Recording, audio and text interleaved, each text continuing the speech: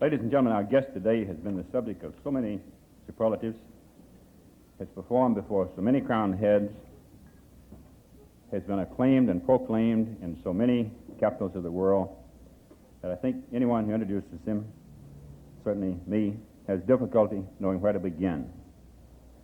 Perhaps if you were looking for a weak spot in his career, you could say it was a pity that he did not take up the piano earlier in life. He did not become seriously interested in it until he was age 3, when he began to eavesdrop on his sister's lessons in his native Poland. At 4, he was performing in charity concerts, and it was not until he had attained the maturity and sophistication of age 11 that he played Mozart's Concerto in A major with the Berlin Symphony. He was brought to this country in 1937 by Saul Hurok and has been an American idol ever since. The love affair between him and RCA Victor Records has been a great one, all the way to the bank. Like many other noted musicians, he has no particular inhibitions or predilections or superstitions.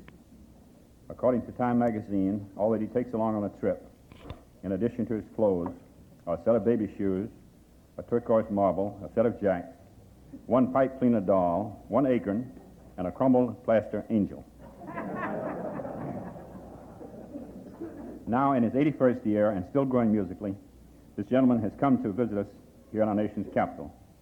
And it is, of course, no accident whatever that the warm breath of spring has arrived with him here in the dead of January. Mr. Artur Rubinstein.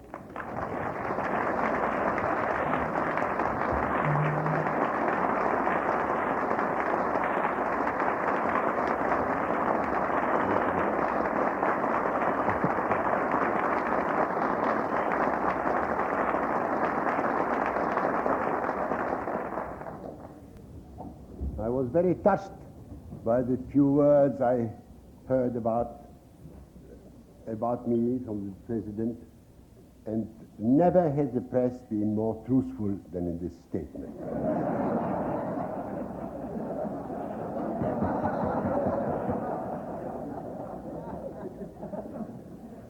Mr. President, ladies and gentlemen, I must warn you, I'm not a public speaker. Far, far, far from it. I'm very bad at that. I'm a sort of inveterate chatterer. With small groups, I'm very easy to speak. Even nobody can stop me from speaking. And some of your colleagues even wrote about me very often that I'm a so-called raconteur. Which was not easy to take as a title, because I was all the time asked, sometimes angrily, by reporters in the morning, give us a good story, please. You have many of them. So, of course, before breakfast, I can't think of any story at all.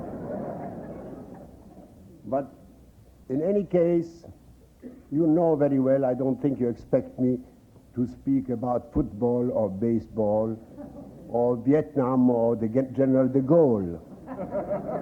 So I will stick to my own guns and speak about music. I think that's the only thing I know a little bit something about. Well, I will tell you, first of all, about a country which might interest you in some way, the United States of America. I came to this country the first time, before you all were born, in 1906. And that was a strange America. I was then completely unknown in the world. I had just a rather weak debut in Paris. I was 18 years old, and I came here by some strange combination. You see, I had spent a summer at Paderewski's house in Switzerland. He had invited me, not as a pupil, but as a young compatriot. I was recommended to him by the great violinist Joachim from Berlin, who was my tutor and like a second father. Well, Paderewski heard me play. I played with such nerves in the morning to him that it was dreadful. I mean, I thought he will throw me out, but instead of that, he kept me there for a few days. And in the evening, there was a big dinner with some guests. I didn't know their names. There were some Americans and some English guests of his. And after dinner, he asked me to play again, being, a young, promising pianist. and that was better. I played much better, and so he kissed me, and that did it. One of the guests was a famous critic from Boston, a man called Artur. He wrote in Boston Globe or Boston, I don't know, Herald. And that man came to America and said, there is some sort of little Rubinstein at Paderewski's. He plays so well, he kissed him. That did it again. Well, kisses mean a lot. You know, you remember the Khrushchev kiss on Clyburn.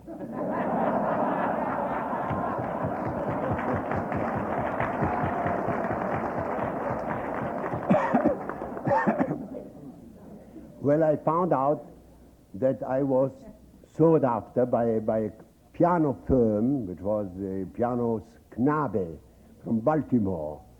In those times, America engaged pianists strictly for pushing piano manufacture, piano. Paderewski was brought in by Steinways, others were brought in by Baldwin's, by Mason and Hamlin, by all sorts of makers, by Chickering, and so on. They were all rivals then. And my house was Knabe. You see, the Knabes brought me in, and they were, of course, counting a little bit on the fact that my name might suggest that I'm still the old Anton Rubinstein, the famous actor. Well, it was not an easy task for me. I had no money. I was very happy to do that, of course. I was engaged for 40 concerts on the boat, a small boat, which took me. I learned to play poker. There were people who taught me poker. I had in my pocket only about $20 worth of money. And of course, I did lose it, gladly, I mean, for the lessons I had. But upon arrival, the first thing I had to say to my manager, who expected me there, the doc, that could he lend me some money right away for the tips on the ship. You know, I had to give some tips to those people there. And of course, I told him, you know, I lost the little money I had in poker. Well, your dear colleagues of that time put on the first page of every paper, boy pianist robbed of his money on poker game on the boat, on the French boat. The next day I received the visit of 4 French executives of very important business houses who wanted to kill me because they got those few pennies which I lost to them, you see. Well, they tried as frightful, you know, card sharpers. You know, that was my introduction, the first introduction. And then I played with the Philadelphia Orchestra in Carnegie Hall, the first concert. Another disaster was waiting for me because I had a great success with a very showy concert piece, which was a concerto by Saint-Saëns. That was my debut concerto. And of course, I was applauded. I mean, anybody would be applauded for such a flashy piece. And they had me several times coming back to bow, and so I gave an encore. I was used to that in Europe. When I played the encore, they wanted more because the encore was also very flashy. Well, after the second actor, I saw suddenly the conductor coming and wanting to kill me. Because that was not acceptable then, you know. Those major orchestras wouldn't tolerate any horrible little fellow, you know, to play encores at their symphony concerts. I didn't know that, and I had a very hard time to convince him that I was innocent. He thought, of course, it was a sabotage on my part. Well, I had a very hard time. Then came even worse, because the Knabes, in order of not losing much money with me, put me on the Schubert circuit, you know. I played in all the Schubert theaters where they had then shows with very little clad girls, you know. And when I rehearsed my piano, I was surrounded, you know, to my distress, not to my distress, I exaggerate, by those lovely, lovely girls, you see, which gave me a lot of distraction for my concert. And one of them had this stupid idea. She was very enthusiastic, or a special music lover. In my debut at that Schubert Theater, recital debut in New York, I saw suddenly a huge portrait of Mozart surrounded by flowers standing next to the piano. And that ruined me, of course, with the serious critics. They wouldn't pardon such a thing. They thought that all that was done by myself and so on. Well, I had a very hard time, and that's all to show you how America looked then musically. Oh, I will add another little item. When I reached St. Louis, after my concert, the next morning, I had my breakfast in bed. I was tired, and somebody knocked at the door. I thought it was the waiter or somebody like that, a letter, and I said, "Come in." And a horrible-looking man came in, looking rather like a gangster. I was terrified. You know, my money and my little watch were on a table far away from the bed. I thought, well, that's it. He will rob me. He will do something to me. He sat on my bed, sans façon, like that, you know, without asking my permission, and started to mumble. I couldn't understand then that sort of American talk, you know, this. No, not a word, you know. He tried hard. I tried hard also to understand. I couldn't understand a word. Finally, he took out some papers out of his pocket, and then I realized what it was. He was a circus performer who played instruments with his hands. He imitated a violin or cello or clarinet or bass or saxophone, anything, with his mouth like that, you know. And he wanted me to join with him and to make a team, you see. I come out and, well, I was terrified of the fellow. I said to him smilingly, "Yes, we will sign a contract tomorrow morning." I left that night St. Louis in a hurry. Well, that was still the America of rather the big drum of Barnum and Bailey, you know, great publicity. It was musically not very much of something to speak about. But then the second visit, that happened after the First World War. I had quite a considerable success in Spain and Spanish-speaking countries in South America, and was engaged to come to America again for a tour. And there I found suddenly a mass, every living performer of any name was right there. There was Chrysler and Paderewski and Hoffman and Rachmaninoff and Isai and everybody one could think of. Casals, everybody was playing around.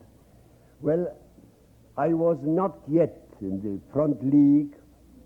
Spain did it to me, but America was far from it. They still resented that I missed some notes and this and that. They don't resent it anymore, thank God. But in those times, you see, I was quite a favorite with managers. They liked me very much, and so they used to tell me always, "Well, Rubinstein, we like you, but this year we have Paderewski, next year we have Rachmaninoff, in 2 years we have Hoffman. Well, we might have a spot for you in 3 years." I left this country swearing that I would never come back again. But it was then already on the way, you know. It started out great. I heard beautiful music being played. The orchestras were playing magnificently. That was already the time of Stokowski in Philadelphia. There was, what was in Boston, I think, the Rabot, well, very near, close to Kusevitsky. I mean, there was a great era for music, the beginning of great music in America, of course, thanks to all those artists who flocked for the American dollar. You get it? Well, at that time, I had only one concert I remember with real pleasure, I mean a real success. That was a little man called Hugh Rock had the strange idea of giving concerts in the Hippodrome on the 6th Avenue in New York, smelling of horses. I don't want to add the other word, you know, usually connected with horses. But it was there. And he had great artists for not too big prizes, you know, and filled the hall for Caruso, for Isai, for Misha Elman, for all sort of artists and so on. And he had also Tita Ruffo, a great baritone, Italian baritone, who had a very short repertoire for singing in concerts. So he needed a pianist to help him out. That was me. I had to fill out the program. And Hurok had heard me one morning at Shaliapin's, who was a great friend of mine, and she was his impresario. I was impressed by Shaliapin's great enthusiasm and friendship for me, so he engaged me for that evening. And it happened so that Tita Rufo was not in good voice that night, and I was in an excellent voice. So I stole the show. I had that evening. I never forget that, and Hurok didn't either. So in 37, he came to Paris and wanted me back to America. I tried to dissuade him. I said, look here, I'm not a novelty in America. They know me very well. I had played several times. I'm not so young. It's not a debut. I'm not a sensation. I'm not... You will lose money on me. He said, oh, let me think. I know better. And he did know better because during Depression years, there were no classical records in America, but England published the Tchaikovsky concerto, which I played there with Barbirolli in London, and that became a major success as record in America. I didn't know that, but Hurok knew that very well. So he was rather sly. He got me over, and this time it clicked, and it's still clicking, I think.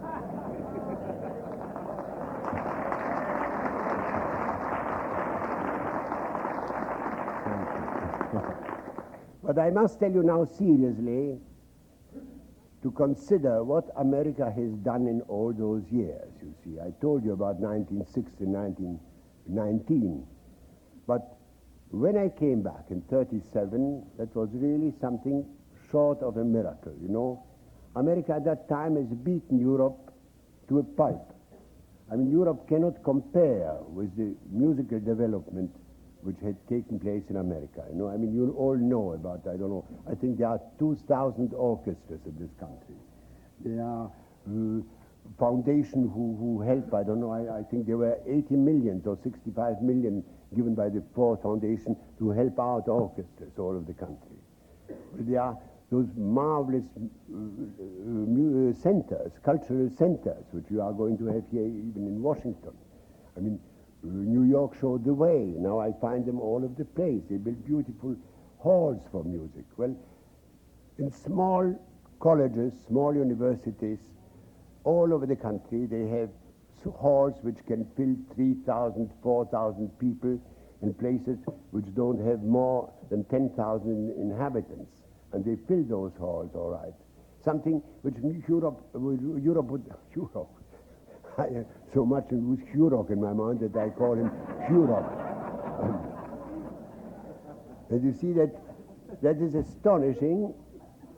In Europe, you couldn't fill anything outside of the great capitals. I mean, the province towns in France, which is so much known as the cultural center in the world and so on, you can't risk to give a recital in Lyon, Bordeaux, or Marseille without risking an empty hall.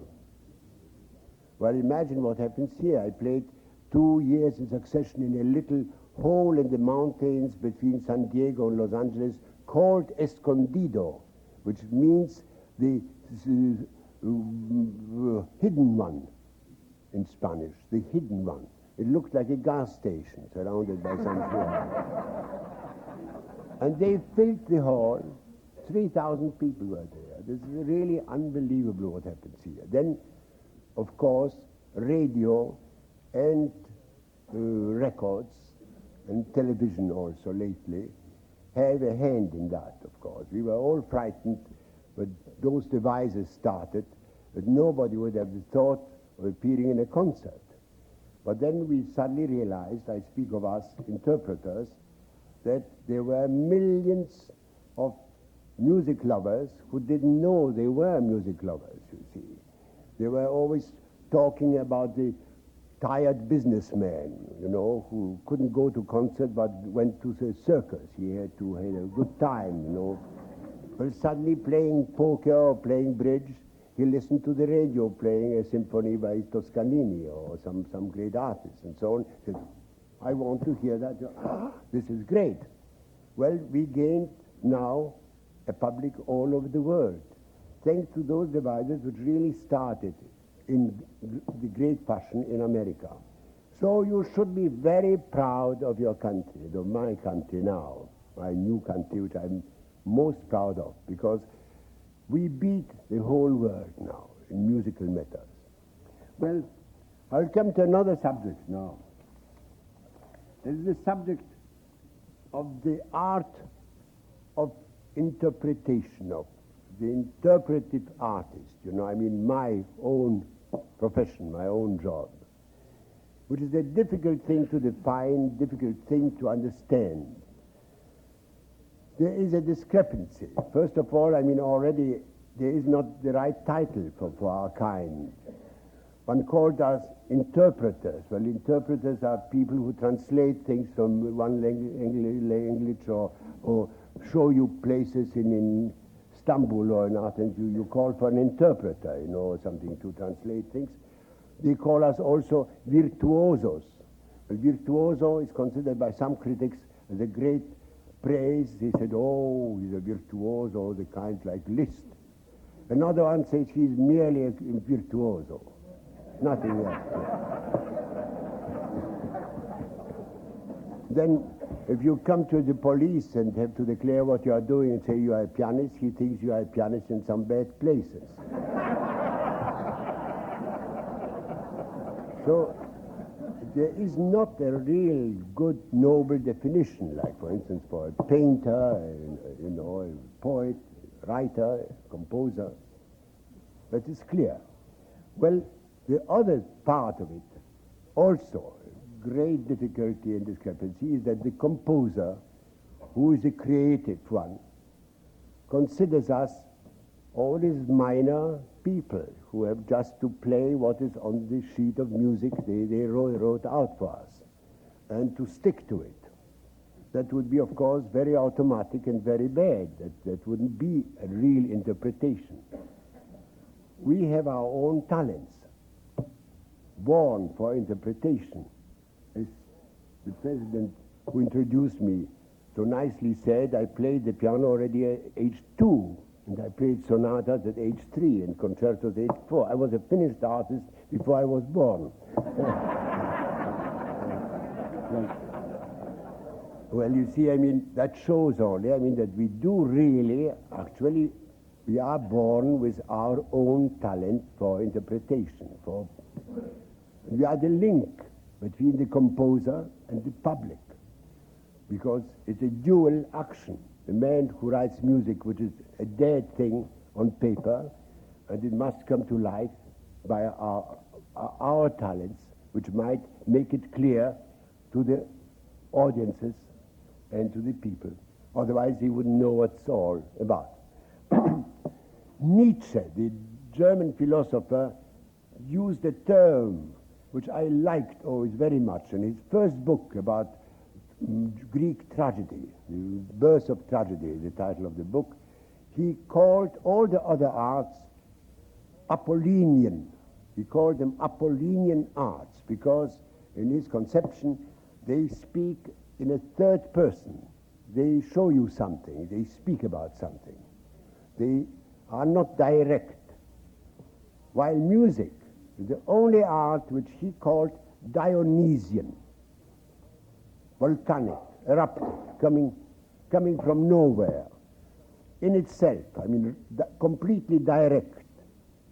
Well, I learned from that description of his, from this definition of those arts, what I consider the composers, on which we live. We couldn't exist without the creators. What would I do without Chopin or Beethoven or Bach or Mozart? I would have nothing to say, nothing to do. Well, we live on them, so they are creators. Let's compare them to the creator.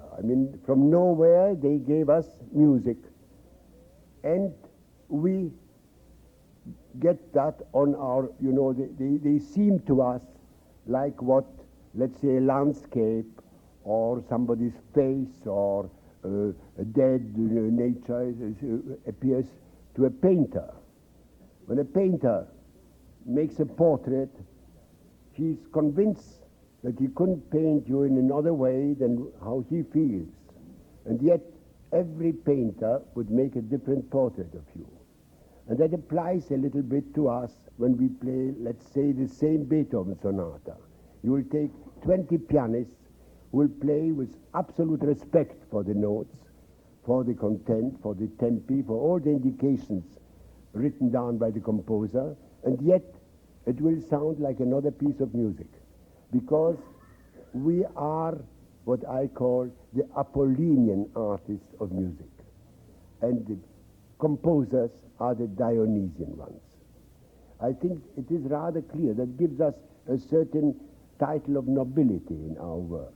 I always thought that just that freedom of conception is what makes us interesting to the public.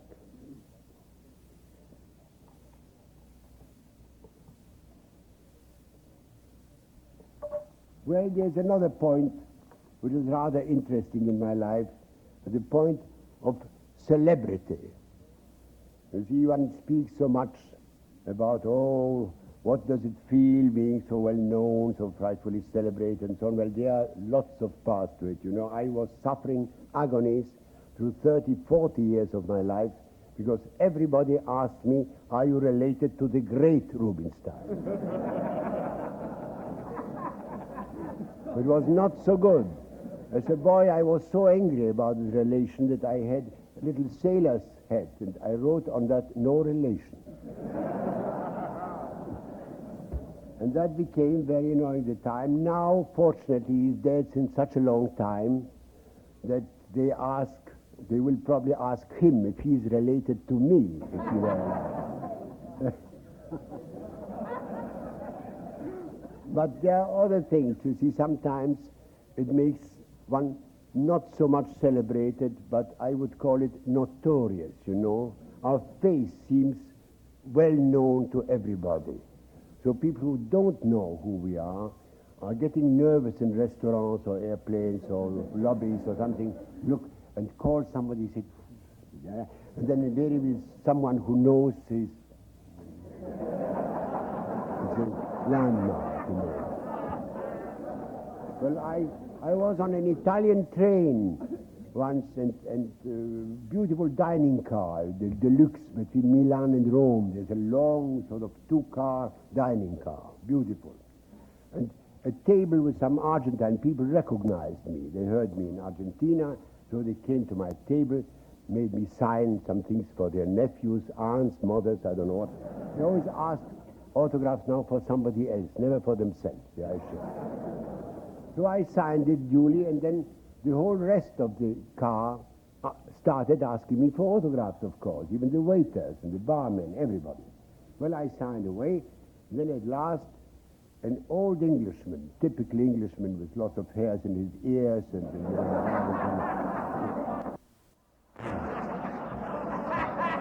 yes.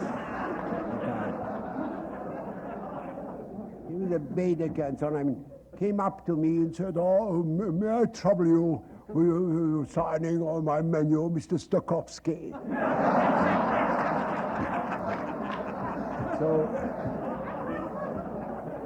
So I said politely, I am Artur Rubinstein.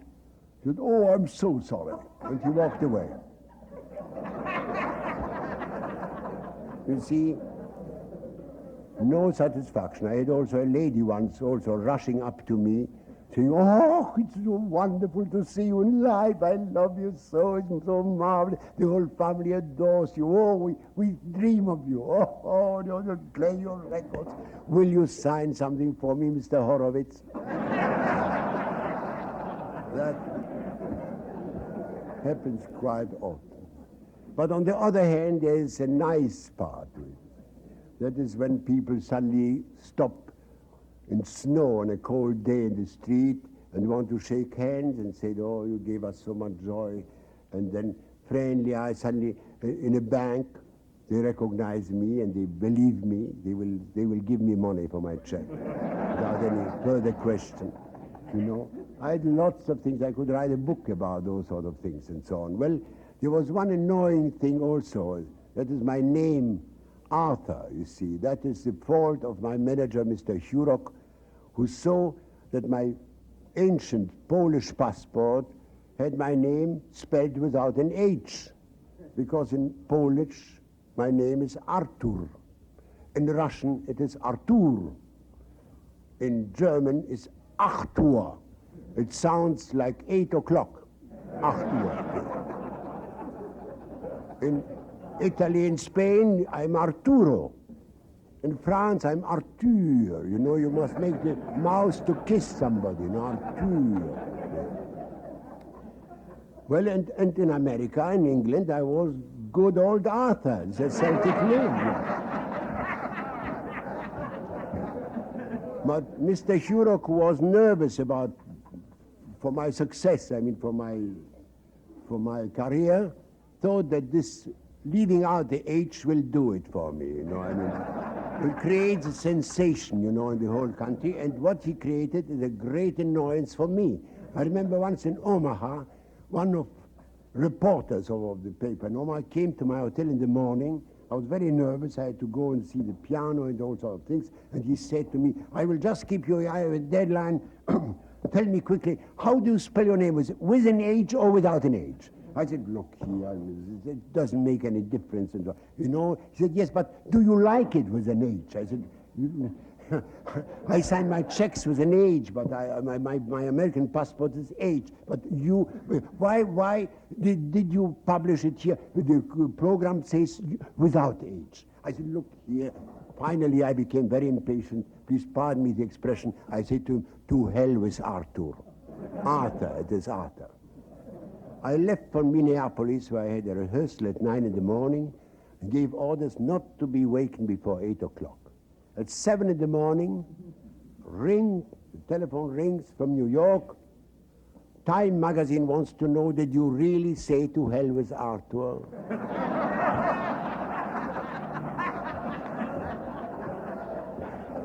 And that was the item of next week's Time.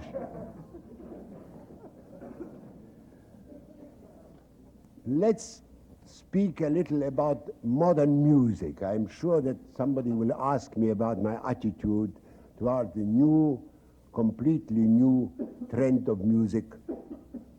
You know what I mean. I mean, this sort of very noisy kind. Mr. Boulez, Mr. Stockhausen, Cage, Nono, and many others. Well, I wanted to say that I think that this modern music, which I do not understand, is due a little bit to the frustration which the young generation feels now because of the world we had prepared for them. And I think they are pretty right about that. And that had created that rebellion among the young people now. I feel that in everything. That created, surely enough, the abstract painting. They wanted to do away with all those meticulous paintings with beautiful figures, with poetic approaches to flowers, which lovely descriptions of I don't know what, of landscapes and so on. No, they just smeared up a big thing, black, with a round thing there, and yellow, and a pink, and they shoot at it. They do. I mean, they spit now colors on the thing. Well, on the other hand, they will show you a pack of wires you want to throw out of the window, and they say that is a sculpture of the Madonna with the child.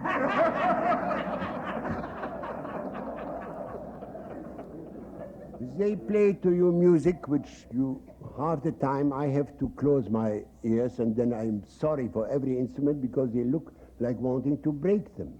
You see, they sit on the piano, they knock under the violin with some pin like that. I mean, very, very soon they are going to hit each other, you know, like that. Well, I must say now seriously that I don't dare to criticize all that because I do not understand it, and I think we have no right to criticize anything which we do not understand. We can criticize only a thing which we understand only too well, where we know all the weaknesses and all the inferiorities. It is my very strong belief. I must tell you a lovely story I heard lately.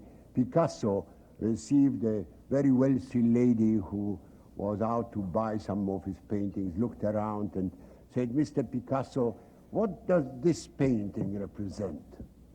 And he said, "This painting represents $120,000.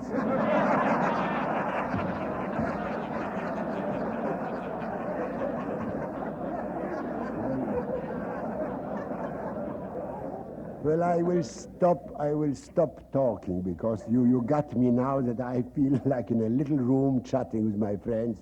I'm writing, by the way, my memoirs. I've written 450 pages, and I'm still 19 years old.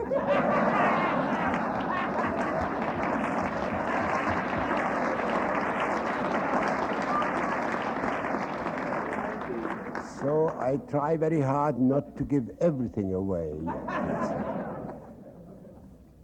I must also finish by telling you humbly that I think that I'm the happiest man I've ever seen in my life.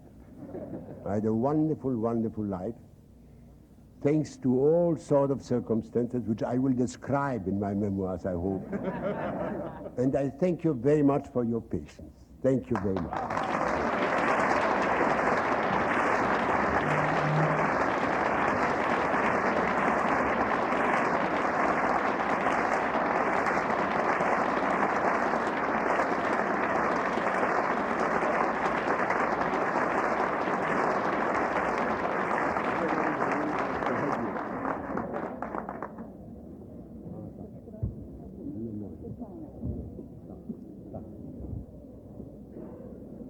Sir, you have topped Little Orphan Annie. I want to congratulate you. Our first question. If you were lost on a desert island with a piano and confined to the music of one composer, who would be that composer? This is a question which I heard very often. I'll tell you, I have absolutely no idea, no wish, and I'll object to that. Why should I abandon the other composers? Why should I decide such a thing? I think that is a cruel question. For one, I cannot imagine a world, let's say, without a Beethoven, without a Bach, without a Mozart, without a Chopin, without Brahms. I can imagine without other composers. Yes, I can imagine it. I can imagine it without some islands which exist in this world, but not without those men. And to decide upon one, I think that's a very cruel question. Imagine, if I had to, you have, how many sisters have you, or brothers?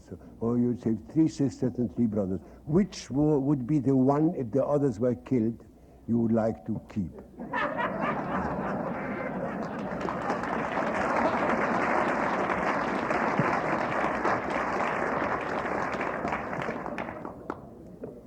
Is it safe to assume that you love music critics because they all seem to love you?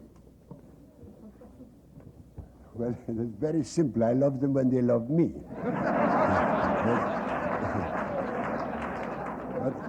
but to answer that more seriously, I'll tell you, music critics who speak our language, who speaks on our level, impress me always, whether they criticize me or if they are full of praise.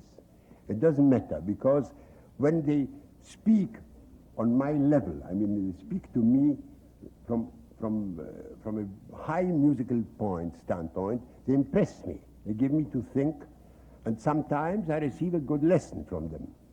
But sometimes, it's funny enough, I read a long criticism which is nothing but praise, and this praise offends me, insults me. Let's say, you will say Rubinstein has the most marvelous fourth finger of the left hand. I was struck with all the power in the world. And the thrills in the high treble was absolutely magnificent. And what about the left pedal? It was completely. Of course, all that is high praise, but he didn't listen to music. He was looking at all sorts of devices which are just preparation for something which looks like music. But when a critic writes, for instance, I didn't agree with Rubinstein on his conception of the first movement of such and such sonata. I feel it always rather lyrical, while she took the heroic side of that. And that gives me to think. That is something constructive. That is something different. That's it. In your long and distinguished career, do you recall any one definitive moment or incident which influenced your entire career?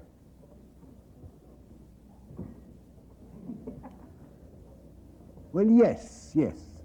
My career as such, I mean a successful career, was influenced by the fact that someone needed me in Spain, a conductor, Arbos, needed me in Spain for playing the very concerto of Brahms I played last night here, because he had a festival of Brahms, and Brahms was not popular at all in Spain nor in any Latin country in those times. And the pianist who was contracted for that was in the war. And I was at that time in London giving concerts for the Red Crosses and so on with Isai. He knew about that. And he called me there. I got there thanks to Harold Nicholson, whose memoirs you are reading now, diaries here. He got a permission from Sir Edward Grey, the foreign minister of England then, to get me on an auxiliary warship who got me to San Sebastian where the concert took place.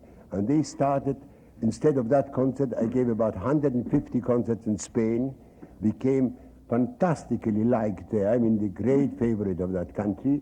And they opened to me the whole of South America, and I got my first kind of money then.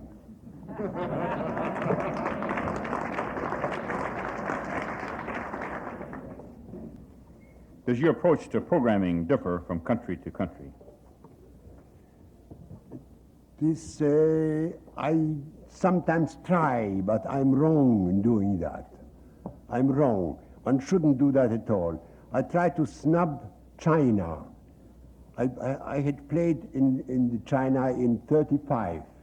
That was already a little beleaguered from the outside by the Japanese. You know, they were around them very much then. But it was still the old good China, which we would like to see again, wouldn't we, though?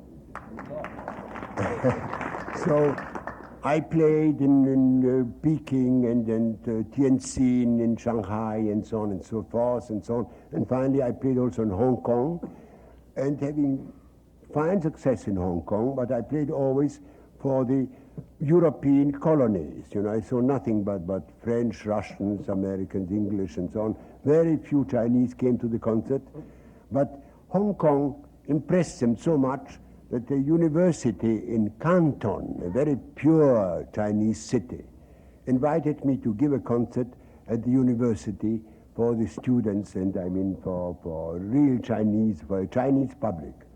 And I thought that it was risky to play to them my programs of so I put one Bach fugue, then something of Beethoven, something of Chopin, something of Stravinsky, something of Debussy, something of Liszt. I mean, I gave them samples of anything I could think of, which I wouldn't do in Europe because too many samples. Well, the greatest success I had was Bach, to my big astonishment. But then thinking it over, I thought, well, they might have read in their books in Chinese that we consider Bach as the father of music, of classical music. But it was not so.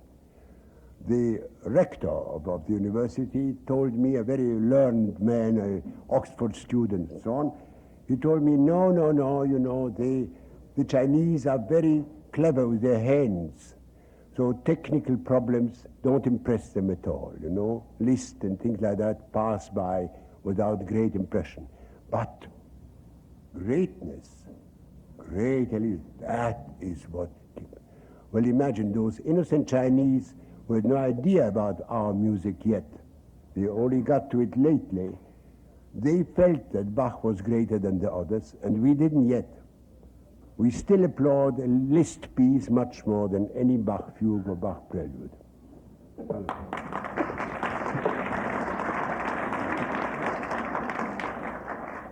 Sir, in your long career, has anyone ever exerted any pressure or attempted to exert pressure on you to influence your programming for political or ideological reasons?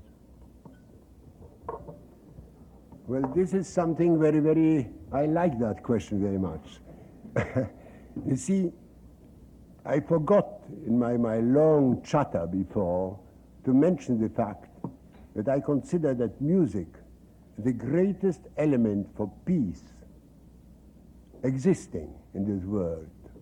All the words, all the trying of political approaches, all the diplomats in the world, some of them are very able, very distinguished and very great and so on, but you cannot persuade hostile countries or countries with suspicions or something like that with words or money or anything in the world as we try so hard to do. Music penetrates easily the most closed heart, and the most hostile person in the world. Look, all the music which came to Russia and to the Iron Curtain countries was the one link which really kept them in tremendous contact with our countries too. You receive here the Bolshoi Theater, the orchestras from there, Mr. Richter, my distinguished colleague, Mr. Gilels, another distinguished colleague, the great violinist Oistrach and so on.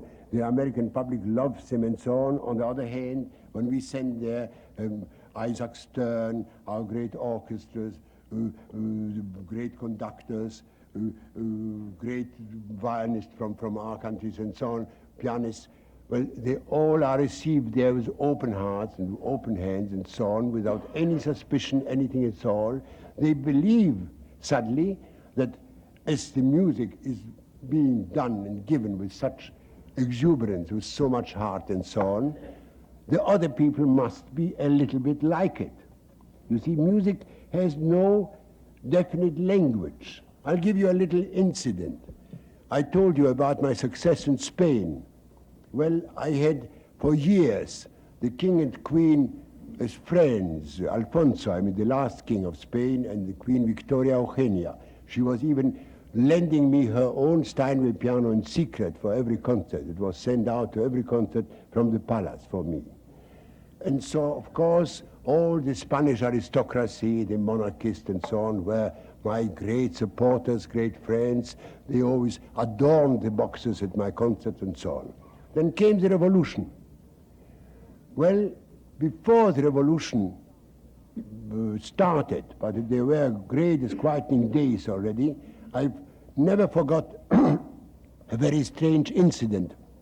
The marshal of the court, who always contacted me on behalf of the queen and king, gave me the invitations to a dinner or to something at court, came to see me on behalf of the queen, telling me that the queen regretted that she couldn't come to my next concert because there were disquieting rumors and that, she couldn't go out anymore. It was dangerous for her to leave the palace. I was very sorry about that. He said, "Oh, you know how you and I feel about it. Isn't that dreadful what is happening here?" I smiled at him, "Oh, yes, indeed." About half an hour later, a young musician came to see me and brought me the manuscript of a hymn for freedom against the monarchy. She wanted me to be the first to have it on behalf of the rebels. You see, music has absolutely no political language. Both thought that I am on their side because both thought that my music expresses exactly what they felt. And that applies in every country in the world. Please make music and you will see. That's it.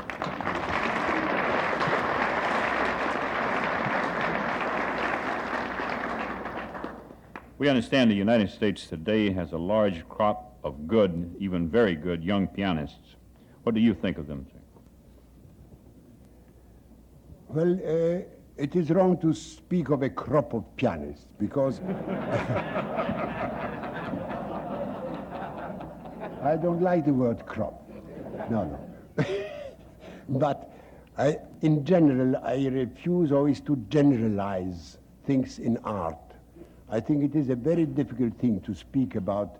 Do you like the classics? Do you like the moderns? Do you like the romantics? You know, each one is different. We think that we speak about classics, but we like certain classics, others we wouldn't consider as classics, or we don't like them. That applies to romantics too. There is no, I mean, young pianists are all different. There are lyrical pianists who are even more romantic than we were in our youth nowadays. But in general, one is guided easily now by one very dangerous new thing, which is the gramophone record. The gramophone record, when it started on wax, was absolutely 100% authentic. We played for the wax record. It was kept like that, otherwise it couldn't be used on a master record, and that was it. If we played some wrong note, it had to remain there. We had to show what we can do. Nowadays, you play through electronics, you know, you play on tape. The tape, you can take out a wrong note and put a good one in like a tooth. Like a false tooth. It looks the same. You see, they cut it out, they put one from another take. So you see, of course, every single record by every single pianist or violinist or anybody is perfect, is tone perfect. And now the danger, the difficulty is, he must play at least as well in a concert as he made it on record. And that is very dangerous. So that makes them too preoccupied with technical problems. So if we speak at all about crops, I will say that the new crop is too preoccupied with technical problems and not enough with expression of pure music, of the content of the music. We see them labor.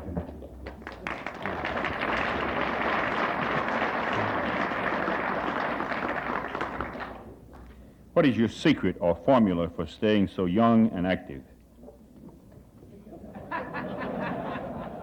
If I had it, I would sell it for $10.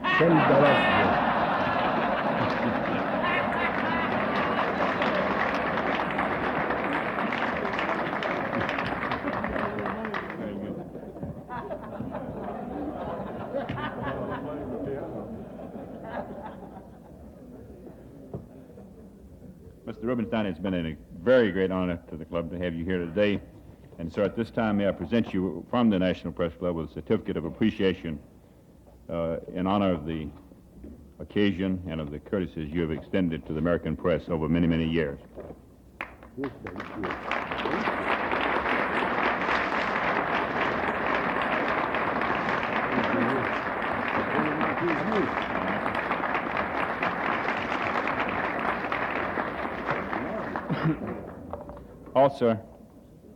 Also, sir, the official necktie of the National Press Club in silk.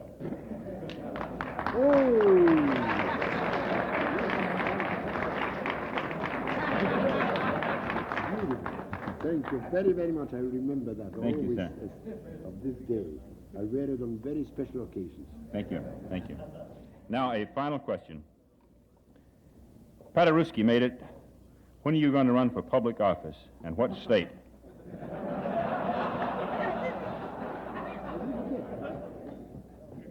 Paderewski made it. When are you going to run for public office?